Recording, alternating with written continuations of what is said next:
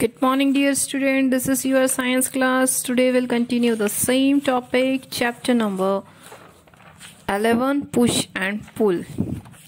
Force. Thus, the push or pull on an object is known as force.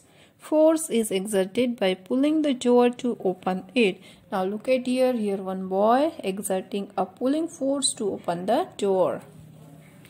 Force is exerted by the man to push the cart forward. Here force is applied by the man to push the cart away from him.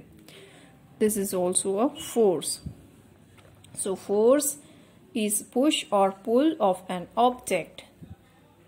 Type of force. Force are may be balanced or imbalanced. Force may be balanced or imbalanced. So let us discuss balanced force or imbalanced force.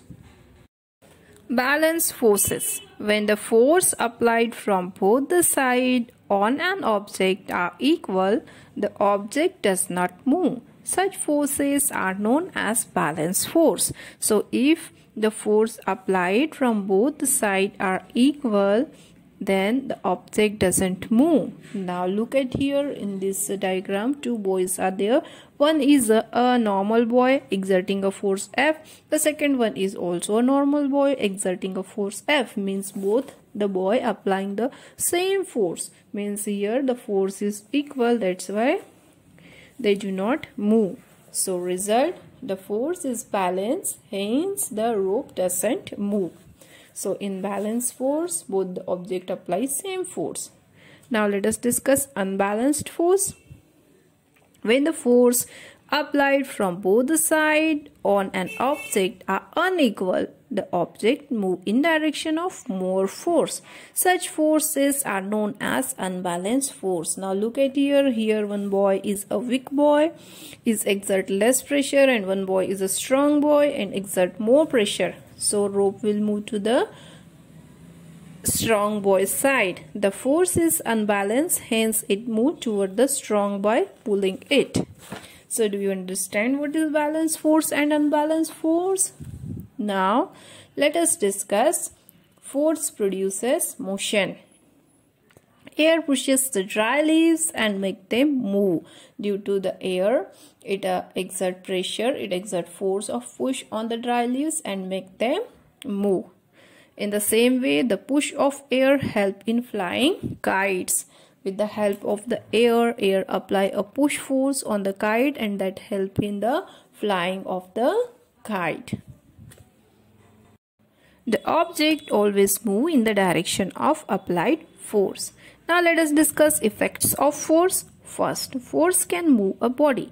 The force applied on a body makes it move. For example, when a man pushes the cart, it moves forward, and when a man pulls the cart, it moves backward. So here man is applying a force of push, then the cart will move forward, and if it apply a force of pull, then it will move backward. That means the force applied on body make it moves. Now let us discuss the second point. Force can stop a body. The force applied on a moving body stops the movement of body. For example, a cricket fielder stops a moving ball by catching it. So here by this example, it is clear that the force applied on a moving body stops the movement of the body. In the game of cricket, fielder stop a moving ball by catching it. Now point number 3. Force can change the direction of body. The force applied on a moving body can change the direction of body. For example, when a moving ball is hit with a bat, the direction of ball changes. So here force is also responsible for change the direction of body. When a moving ball is hit or strike with a bat, then the direction of the ball changes. So here from this example, it is clear that force can change the direction of a body. Now let us discuss point number 4.